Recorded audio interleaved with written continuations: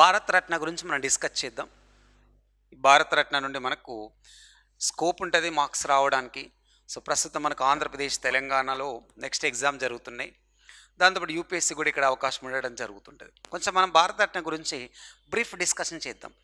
ఈ బ్రీఫ్ డిస్కషన్లో మనకు దేశంలో అత్యున్నతమైనటువంటి ఒక పౌర పురస్కారం అంటే this is the one of the biggest and largest Indian మనకు సివిలియన్ అవార్డుగా చెప్తుంటాం. అతిపెద్ద పౌర పురస్కారంగా చెప్పడం జరుగుతుంటుంది. అయితే సో మనకి ఇప్పటివరకు తీసుకుంటే 1954 సంవత్సరం నుండి 2024 సంవత్సరాల మధ్య భారతదేశంలో ఈ దేశంలోని అత్యున్నతమైనటువంటి పౌర పురస్కారం ఇప్పటివరకు ఓవరాల్గా ఒక 53 మందికి ఈ అవార్డు అనేటువంటి ఒక ప్రదానం చేయడం జరిగింది. అండ్ అగైన్ అయితే ఈ యొక్క అవార్డు అనేటువంటి ఒక దాన్ని తీసుకుంటే వాస్తవానికి 1954 సంవత్సరంలో 1954లో తీసుకుంటే ఫిబ్రవరి 2వ తారీఖున అప్పటి భారతదేశ రాష్ట్రపతి కార్యాలయం నుండి ఫస్ట్ దేశంలో అత్యున్నతమైనటువంటి ఒక ప్రజలకు అత్యున్నతమైనటువంటి ఒక సేవ చేసినటువంటి వ్యక్తులు, వివిధ రంగాలలో సేవ చేసినటువంటి వ్యక్తులు ఎవరైతే ఉంటారో వారికి పౌర పురస్కారాలు అందించాలనేటువంటి ఒక అంశంతో ద ఫస్ట్ రాష్ట్రపతి కార్యాలయం నుంచి 2 అత్యున్నతమైనటువంటి అవార్డులను బయటకు ఇవ్వడం జరిగింది. ఆ 2 అత్యున్నతమైనటువంటి అవార్డులు తీసుకుంటే ఒకటి భారతరత్న, రెండోది తీసుకుంటే పద్మవిభూషణ్,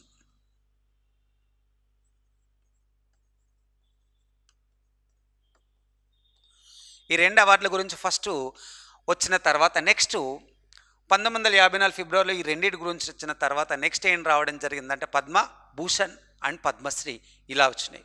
అందుకే భారతదేశంలో ఈ 4 ఒక అత్యున్నతమైనటువంటి పౌర పురస్కారాలని చెప్తాం. ఈ 4 అత్యున్నతమైనటువంటి ఒక సివిలియన్ అవార్డ్స్లో మనకు అత్యున్నతమైనటువంటి అవార్డు ఏది అంటే అది మనందరూ తెలుసు, భారతరత్న. అయితే ఇక్కడ చూద్దాం మనం అసలు భారతరత్న ఎవరికి ఇస్తారు అనేటువంటిది మనకు ఒకటి ఇంపార్టెంట్గా తీసుకుందాం. భారతరత్న ఎవరికి ఇస్తారు అనేటువంటి దాన్ని తీసుకుంటే ఈ దేశంలో అత్యున్నతమైనటువంటి ఒక పౌర పురస్కారం, ఇది ఒక ప్రశంసాపత్రం, దాంతోపాటు ఒక మెడల్ అనేటువంటిది ఇవ్వడం జరుగును.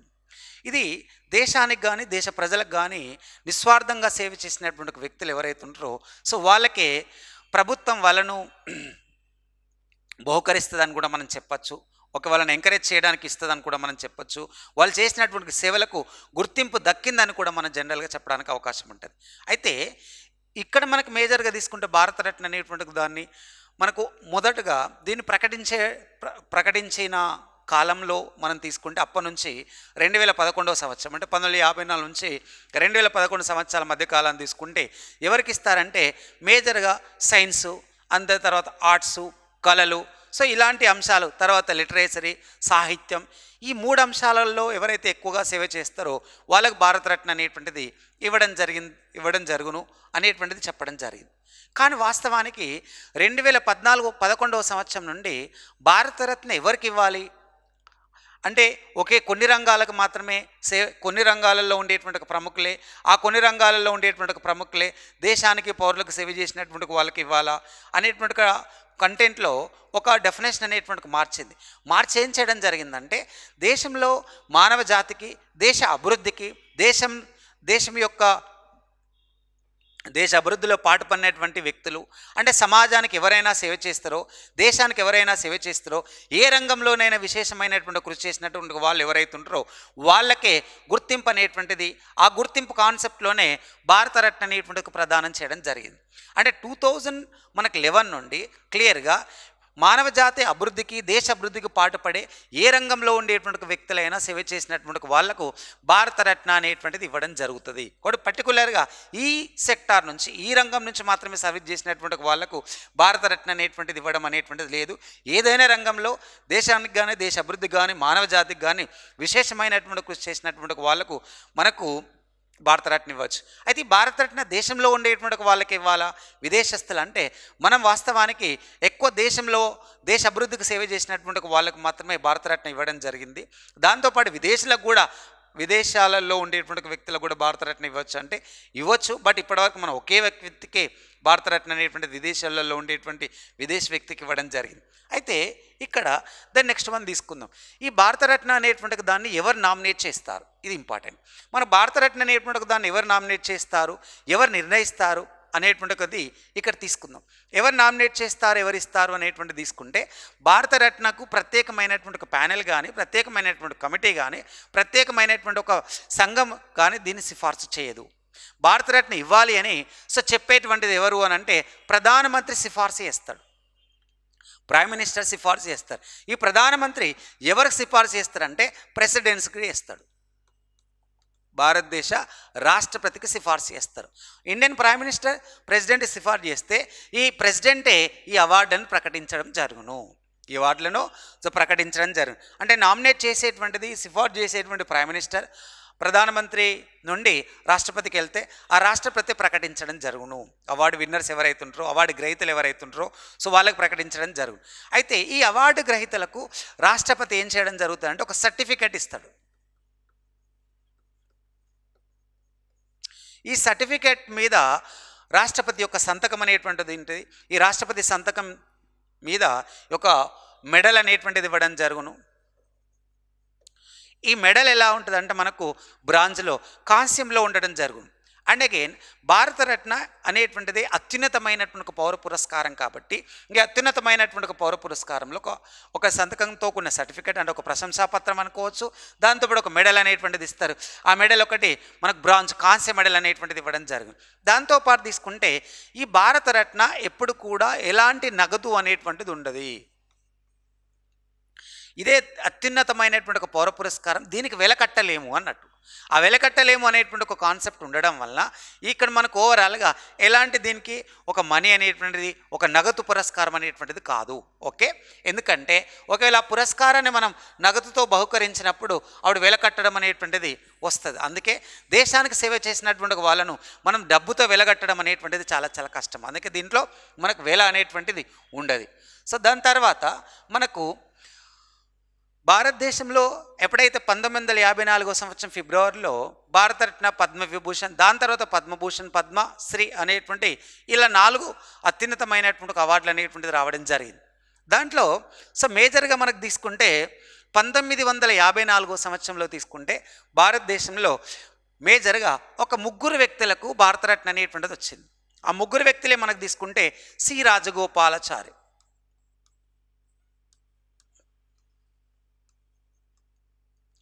వన్ అండ్ సెకండ్ పర్సన్ తీసుకుంటే Sarvepalli Radhakrishnan, and third one తీసుకుంటే సివి రామన్. ఈ 3 వ్యక్తులు 1954 సంవత్సరంలో అత్యున్నతమైనటువంటి పౌర పురస్కారాలు. ఇంకొక చిన్న డౌట్ ఏంటంటే ఎంతమందికి ఇవ్వచ్చు ఒకేసారి అని ఒక ప్రతిపాదన వచ్చింది. ఎంతమందికి ఒకేసారి ఇవ్వచ్చు అంటే వాస్తవానికి ఒకప్పుడు గరిష్టంగా 3 నామినేట్ చేసేవారు, 3 మాత్రమే నామినేట్ చేసేవారు. కానీ 1999 సంవత్సరంలో 4 నామినేట్ చేయడం జరిగింది, 4 వ్యక్తులు నామినేట్ చేసినాం. ఇప్పటి వరకు తీసుకుంటే 2024 సంవత్సరంలో అత్యధికంగా 5 నామినేట్ చేయడం జరిగింది. అంటే ఇప్పటి వరకు ఓవరాల్గా భారతరత్న 5 నామినేట్ చేయడం జరిగింది. సో ఇలాంటి కొంచెం మనం ఇంపార్టెన్స్గా తీసుకుంటే అయిపోతుంది. అంటే ఇప్పటివరకు తీసుకుంటే 1954 నుంచి 2024 మధ్యలో అత్యధికంగా ఏ సంవత్సరంలో భారతరత్న అవార్డు ఇచ్చారంటే 2024 సంవత్సరంలోనే ఎక్కువగా భారతరత్న అనేటువంటిది ఇవ్వడం జరిగింది. అండ్ అగైన్ దాని తర్వాత 2024 సంవత్సరంలో భారతరత్న అవార్డ్స్ అనేటువంటిది మనం ఇక్కడ చూద్దాం. 2024 ఈ 2024 కంటే ముందు 2019 సంవత్సరంలో 2019 ఈ 2019లో తీసుకుంటే మనకు చివరిసారిగా 3 వ్యక్తులకు భారతరత్న ఇచ్చారు. ఆ 3 వ్యక్తులే 1 ప్రణబ్ ముఖర్జీ, ప్రణబ్ ముఖర్జీకి ఇవ్వడం జరిగింది. And second one Bhupendra Kumar Hazarika,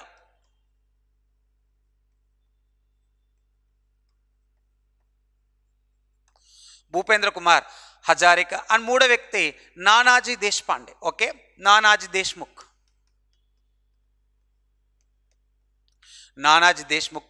ఇలా 3కి 2019 సంవత్సరంలో ఇవ్వడం జరిగింది. అంటే ఇప్పుడు తీసుకుంటే మనకు 2024 సంవత్సరంలో 5 వ్యక్తులకు భారతరత్న అనేటువంటిది ప్రకటించారు. ఐదుగురు వ్యక్తులకు భారతరత్న ప్రకటించడం జరిగింది. ఈ ఐదుగురు వ్యక్తుల భారతరత్న అనేటువంటి ఒక ప్రకటిస్తే ఈ ఐదుగురు వ్యక్తులలో ఫస్ట్ వన్ కర్పూరి ఠాకూర్,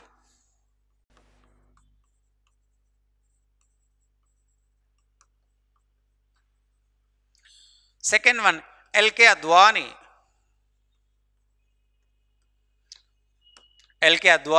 ఆ third one PV Narasimha Rao,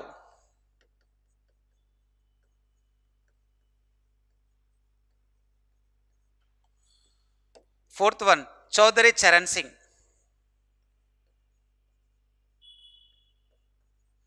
fifth one MS Swaminathan.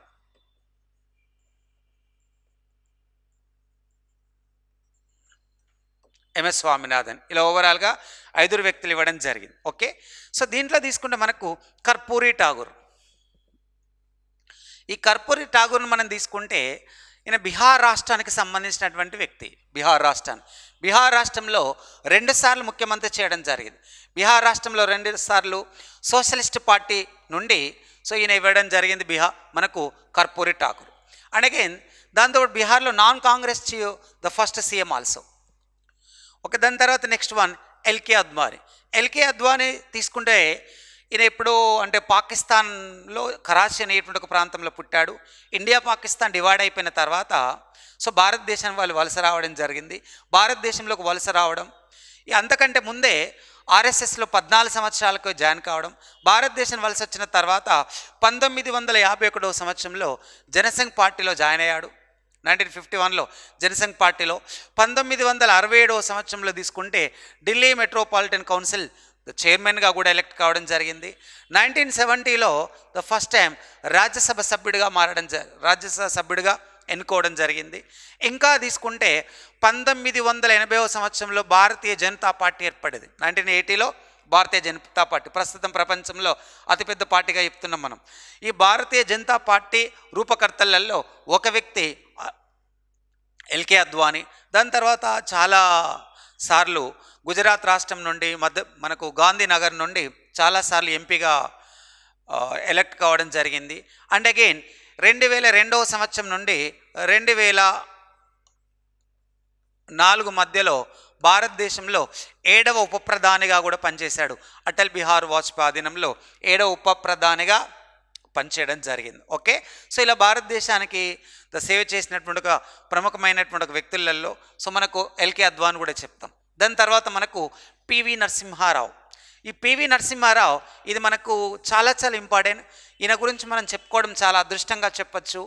ఎందుకనంటే మన తెలుగు వ్యక్తి కాబట్టి తెలంగాణ రాష్ట్రంలో ఉమ్మడి వరంగల్ జిల్లాలో నర్సంపేట మండలం పక్కనే నర్సంపేట దగ్గర లక్నేపల్లి అనేటువంటి గ్రామంలో వరంగల్లో పుట్టడం జరిగింది. దాని తర్వాత వంగరకు వలస వెళ్ళడం, ఆ వంగర వలస వెళ్ళి అక్కడే పెరగడం, అక్కడి నుంచి మళ్ళీ హన్మకొండలో గవర్నమెంట్ జూనియర్ కాలేజీలో చదువుకోవడం, దాని తర్వాత ఉస్మానియా యూనివర్సిటీలో ఒక విద్యార్థి నేతగా ఎదిగాడు.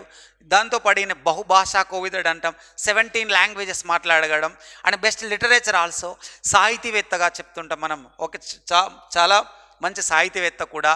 ఇంకా అన్నింటికంటే ముఖ్యమేంటంటే ఈయనే మన ఉమ్మడి ఆంధ్రప్రదేశ్కు రాష్ట్ర ముఖ్యమంత్రిగా పనిచేశాడు. అలా 1957 సంవత్సరంలో మంతని నియోజకవర్గం నుండి ఫస్ట్ టైం ఎమ్మెల్యే కావడం జరిగింది. ఈయన గురించి నేను కొంచెం ఎందుకు ఎక్కువ చెప్తున్నానంటే is our Telugu person and Telangana person. Okay, so ఇలా 1957 సంవత్సరంలో ఎమ్మెల్యేగా మంత్రి నుంచి తన రాజకీయ ప్రస్థానం స్టార్ట్ అయింది. దాని తర్వాత ఉమ్మడి ఆంధ్రప్రదేశ్లో 1971 సంవత్సరంలో ఉమ్మడి ఆంధ్రప్రదేశ్లో రాష్ట్ర ముఖ్యమంత్రి. దాని తర్వాత జాతీయ రాజకీయాల్లోకి వెళ్ళాడు. అలా జాతీయ రాజకీయాల్లోకి వెళ్ళి 1977 సంవత్సరంలో హన్మకొండ నియోజకవర్గం నుండి, హన్మకొండ లోక్సభ కాన్స్టిట్యున్సీ నుండి ఫస్ట్ టైం మెంబర్ ఆఫ్ పార్లమెంట్గా గెలవడం జరిగింది. అలా దేశ రాజకీయాల్లోకి వెళ్ళాడు. దాని తర్వాత 1991 రాజీవ్ గాంధీ హత్య చనిపోయిన తర్వాత కాంగ్రెస్ అంధకారంలో ఉన్నప్పుడు 1991 నుండి 1996 మధ్యలో ప్రైమ్ మినిస్టర్ అయిన భారతదేశ ప్రధానమంత్రి ఆవిడ ఇండియన్ ఎకనామిక్ క్రైసిస్లో ఉన్నప్పుడు, దాంతోపాటు భారతదేశంలో ఫారెక్స్ రిజర్వ్స్ లేనప్పుడు, ఇన్ఫ్లేషన్ ఎక్కువగా ఉన్నప్పుడు, జీడిపి తక్కువగా ఉన్నప్పుడు, అప్పులు ఎక్కువగా ఉన్నప్పుడు, డెఫిసిట్ ఎకనామీ ఉన్నప్పుడు, భారతదేశ ఆర్థిక వ్యవస్థ మొత్తం అంధకారంలో ఉన్నప్పుడు ఇండియన్ ఎకనామీని ఒక మైనస్ నుంచి ఒక ప్లస్లోకి తీసుకెళ్ళడం జరిగింది. That's why is the greatest of Indian prime minister, no doubt at all. Okay, ఈ greatest of Indian prime minister so భారతదేశంలో చాలా రిఫార్మ్స్ తీసుకొచ్చాడు. ఆ రిఫార్మ్స్ మనం ఎకానమిక్ రిఫార్మ్స్ అని చెప్తాం. ఈ ఎకానమిక్ రిఫార్మ్స్ తీసుకురావడానికి నూతన పారిశ్రామిక విధానాన్ని 1991 జూలైలో తీసుకురావడం జరిగింది. అప్పటి నుంచి మన ఇండియా అంతకంటే ముందు ఒక సోషలిస్టిక్లో ఉన్న ఎకనామీ 1991 తర్వాత ప్యూర్లీ మిక్స్డ్ ఎకనామీగా మారిపోయింది. 1991 తర్వాత నుంచి మన ఇండియా ఓపెన్ ఎకనామీగా మారడం జరిగింది. ఇవన్నీ కూడా తీసుకురావడానికి ఎకనామిక్ రిఫార్మ్స్ తీసుకురావడం, దేశంలో లుకిస్ట్ పాలసీ తీసుకురావడం, ప్రపంచానికి మన ఇండియా నుండి లుకిస్ట్ విధానం తీసుకురావడం, ప్రపంచానికి మేము కూడా ఓపెన్ ఎకనామీ అని చెప్పినటువంటి ఒక ఘనమైనటువంటి వ్యక్తి, అత్యున్నతమైనటువంటి వ్యక్తి, భారతీయుడు, మన తెలంగాణ వ్యక్తి, మన తెలుగు వ్యక్తియే exactly PV Narasimha Rao. Okay, so కానీ దాని తర్వాత చౌదరి చరణ్ సింగ్ సో రైతు బాంధవుడుగా చెప్తాం మనం. సో రైతు బాంధవుడుగా చౌదరి చరణ్ సింగ్ చెప్పడం జరుగుతుంది. సో ఎందుకనంటే ఈయన తన రాజకీయ ప్రస్థానం మొదలైన తర్వాత నుండి 1937వ సంవత్సరంలోనే యునైటెడ్ ప్రావిన్స్కు, అంటే ఉత్తరప్రదేశ్ అనేటువంటి ఒక ప్రాంతం, ఆ యునైటెడ్ ప్రావిన్స్లో ఫస్ట్ టైం ఎమ్మెల్యే అయ్యాడు. అప్పుడే ఎమ్మెల్యే కావడం జరిగింది. దాని తర్వాత ఈయన కూడా సోషలిస్ట్ భావాలకు ఎక్కువగా ఉండడం, ఈ సోషలిస్టిక్ భావాలకు ఎక్కువగా ఉన్న తర్వాత ఈ రాజకీయంలో అప్పుడు ఫస్ట్ ఇనిషియల్గా కాంగ్రెస్లో ఉన్నాడు. దాని తర్వాత 1967లో 1967వ సంవత్సరంలో భారతీయ క్రాంతి దళ్ అనే దాన్ని స్థాపించాడు.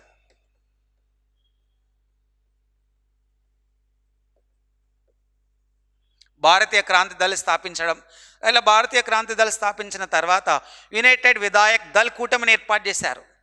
యునైటెడ్ విధాయక్ దళ్ కూటమిని ఏర్పాటు చేయడం జరిగింది.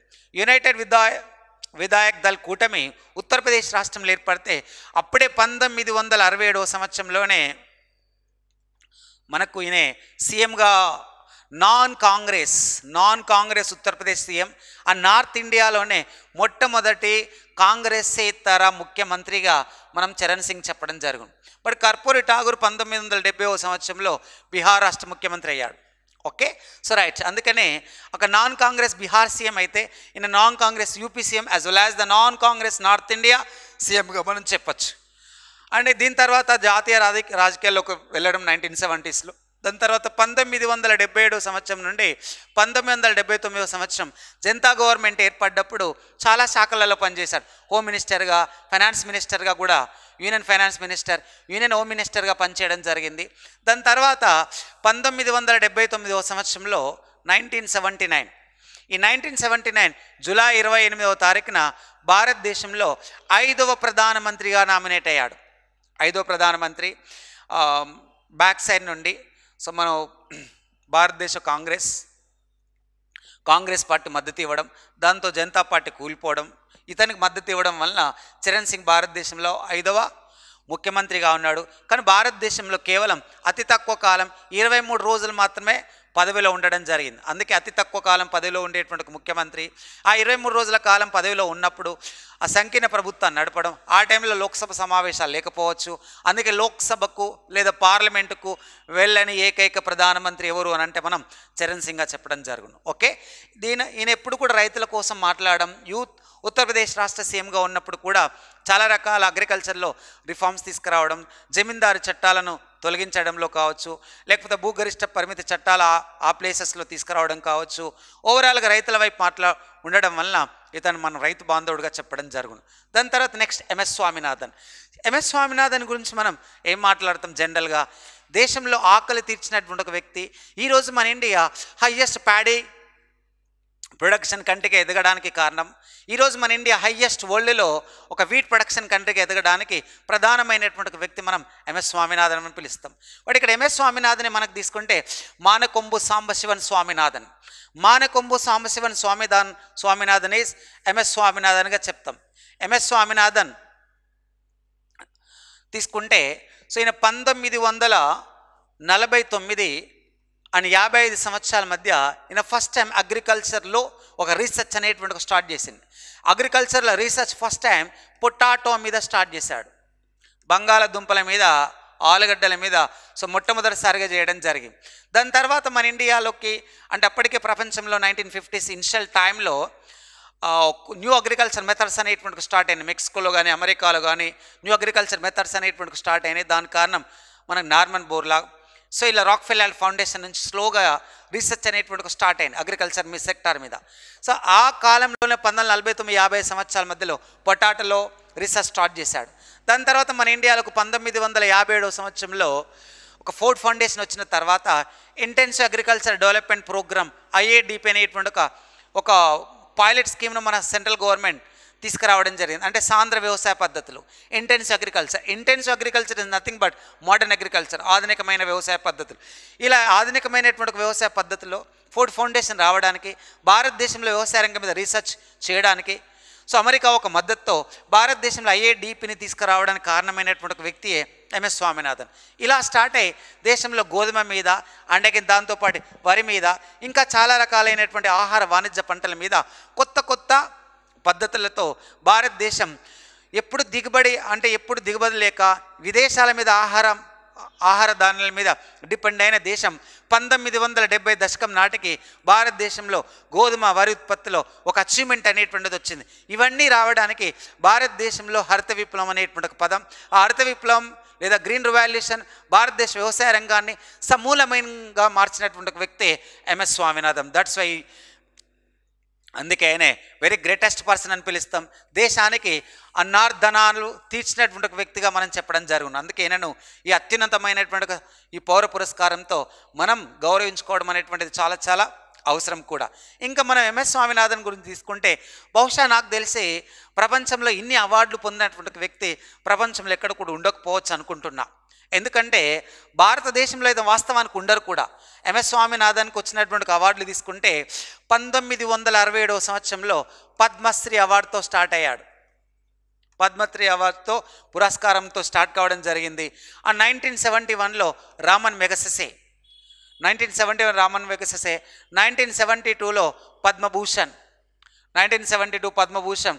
ఆ 1986లో ప్రపంచంలో ఒక గ్రేట్ అచీవ్మెంట్ అవార్డు పొందాడు. అది Einstein world award of science. 1986లో పొందడం జరిగింది.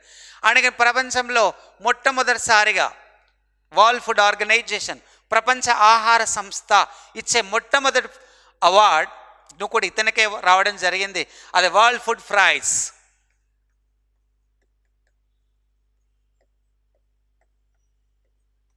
వరల్డ్ ఫుడ్ ప్రైజ్ కూడా ఈయనకే రావడం జరిగింది. ఆ 1991లో ఎన్విరాన్మెంటల్ అచీవ్మెంట్ అవార్డు కూడా వచ్చింది. 1991 ఎన్విరాన్మెంటల్ అచీవ్మెంట్ అవార్డు.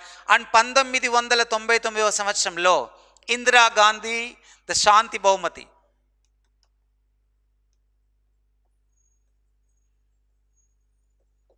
ఇందిరాగాంధీ శాంతి బహుమతి. అలాగే దాని తర్వాత ఈ మధ్య కాలంలో కూడా 2013 సంవత్సరంలో 2013 సో 2013 సంవత్సరంలో తీసుకుంటే ఇందిరాగాంధీ సమైక్యత పురస్కారం, ఇందిరాగాంధీ సమైక్యత పురస్కారం. అలాగే 2007 నుండి 2013 సంవత్సరాల మధ్య రాజ్యసభ సభ్యునిగా కూడా పనిచేశాడు. రాజ్యసభ సభ్యుడిగా పనిచేయడం జరిగింది. MS స్వామినాథన్ వ్యవసాయ రంగంలో ఇంకా రీసెర్చ్ని ప్రోత్సహించడానికి 1987లోనే MS స్వామినాథన్ రీసెర్చ్ ఫౌండేషన్ కూడా స్టార్ట్ చేశారు. 1987లోనే MS స్వామినాథన్ రీసెర్చ్ ఫౌండేషన్ కూడా స్టార్ట్ చేయడం జరిగింది. ఇది MS స్వామినాథన్కి వచ్చినటువంటి అత్యున్నతమైనటువంటి పౌర పురస్కారాలు చెప్తాం. ఇంకా మనం తీసుకుంటే తనకి 84 గౌరవ డాక్టరేట్లు కూడా రావడం జరిగింది. అలాగే మోర్ ఎవర్ మనం భారతరత్న అవార్డులను తీసుకుంటే 1954 నుండి 2024 సంవత్సరాల మధ్య 53 మందికి ఇవ్వడం జరిగింది. ఆ 50 వ్యక్తే LK అద్వానీగా చెప్తాం. అండ్ అగైన్ దాని తర్వాత క్రీడలలో మొట్టమొదటిసారిగా భారతరత్న అవార్డు పొందినటువంటి ఒక వ్యక్తి అతనే మనకు సచిన్ టెండూల్కర్. ఈ సచిన్ టెండూల్కర్ అతి చిన్న వయసులో అవార్డు పొందినటువంటి ఒక వ్యక్తి, క్రికెట్లో పొందినటువంటి వ్యక్తిగా చెప్పడం జరుగును. ఇప్పటి వరకు తీసుకుంటే ఓవరాల్గా 53 మందికి భారతరత్న అవార్డు ఇస్తే దీంట్లో మనకు రాజకీయపరమైనటువంటి అంశాలలో తీసుకుంటే ఇప్పటివరకు మన భారతదేశంలో ప్రధానమంత్రులు 14 మంది పూర్తి స్థాయి ప్రధానమంత్రులు పనిచేశారు. 14 మంది పూర్తి స్థాయి ప్రధానమంత్రులు పనిచేస్తే భారతరత్న అవార్డు 14 మందిలో 8 ప్రధానమంత్రికి అందించడం జరిగింది. ఇలాంటి గుర్తుపెట్టుకొని 8 మందికే ప్రధానమంత్రులకు అవార్డు రావడం జరిగింది. సో దాంట్లో ఫస్ట్ పర్సనే మనకు Jawaharlal Nehru, second person L B Shastri, and third person Indira, and fourth person Raju, and fifth person Morarji Desai. Fifth person Morarji Desai and sixth person Vajpayee. 2015 సంవత్సరంలో వాజ్పేయికి ఇవ్వడం జరిగింది. And again the next one the seventh person and eighth person, వీళ్ళిద్దరు 2014 సంవత్సరం వచ్చింది, వాళ్ళే ఒకరు Charan Singh and again P V Narasimha Rao. వీళ్ళు ఇలా ఓవరాల్గా 8 మంది భారత ప్రధానమంత్రులకు అవార్డు రావడం జరిగింది, Bharat Ratna. Okay, so right, this is the brief information ఇచ్చానని మీకు. Thank you.